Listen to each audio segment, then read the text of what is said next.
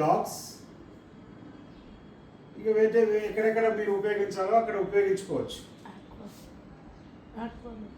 చెప్పే కదా fish aquaculture. మా 3 minutes అయ్యేటప్పటికల్లా నాకు చెప్తాం. మనం ఏం చేస్తున్నామంటే వెజ్ ఫీడ్కి వచ్చేప్పటికల్లా veg feed collection centres is from villages. విలేజ్లో వెజిటబుల్స్ పండిన తర్వాత వచ్చిన వేస్ట్ని, అంటే ఇప్పుడు మీరు ముల్లంగి కానీ క్యారెట్ కానీ తీసేసిన తర్వాత పైన వచ్చిన వేస్ట్ని ఏం చేస్తారంటే రైతులు దాన్ని కాల్చేస్తారు. They will burn.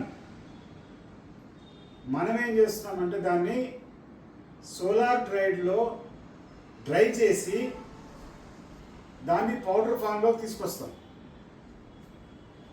One of the material దీంట్లో ఏమవుతుందంటే, అంటే కొన్ని క్యారెట్స్ చిన్న క్యారెట్స్ వస్తాయి, అది అసలు రైతులు పట్టించుకోరు.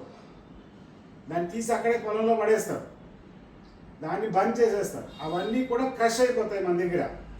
క్రష్ అయిపోయి దాంట్లో ఉన్న విటమిన్స్ అన్నీ కూడా డ్రై ఫామ్లో మనకున్న యానిమల్ ఫీడ్ కలెక్షన్ సెంటర్లోకి వచ్చేస్తాయి.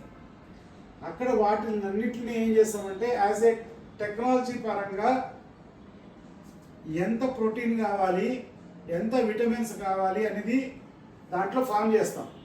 ఇప్పుడు మనిషికి అనారోగ్యాలు ఎలా వస్తాయో యానిమల్స్ కూడా అనారోగ్యాలు ఉంటాయి.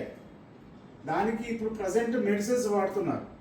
ఆ మెడిసిన్ వల్లే మనకి, ఆ మెడిసిన్ తీసుకోవడం వల్ల, ఆ మెడిసినల్ పాలు తాగడం వల్ల, ఆ మీట్ తినడం వల్లే మనకి ఈరోజు క్యాన్సర్స్ కానీ ఇంకోటి కానీ వస్తాం. సో మనము ట్రాన్స్ఫార్మింగ్ ఎక్కడ చేయాలి, రోగాలు రాకుండా ఉండాలి హ్యూమన్ బీయింగ్ అంటే యానిమల్ దగ్గర ట్రాన్స్ఫార్మింగ్ చేయాలి. అండ్ ఇంకో ట్రాన్స్ఫార్మింగ్ ఆల్రెడీ మనం చేస్తున్నాం. మెన్యూర్ డెవలప్ చేసి కెమికల్ని రెడ్యూస్ చేసుకుంటూ ట్రాన్స్ఫార్మింగ్ చేస్తున్నాం ల్యాండ్ని. సెకండ్ ప్లేస్లోకి వచ్చే ట్రాన్స్ఫార్మింగ్ ఎక్కడ చేస్తున్నాము, యానిమల్ దగ్గర ట్రాన్స్ఫార్మింగ్ చేస్తున్నాం. ఏం చేస్తున్నాం అక్కడ, వాటికి ప్రోటీన్ ఫుడ్, విటమినైజ్డ్ ఫుడ్ ఇస్తున్నాం న్యాచురల్గా. We're giving a natural vitamin food and protein food with the today's costing. Today ఇవాళ 23 రూపాయలు కేజీ మార్కెట్లో రన్ అవుతుందండి animal feed. That will be a chemicalized feed.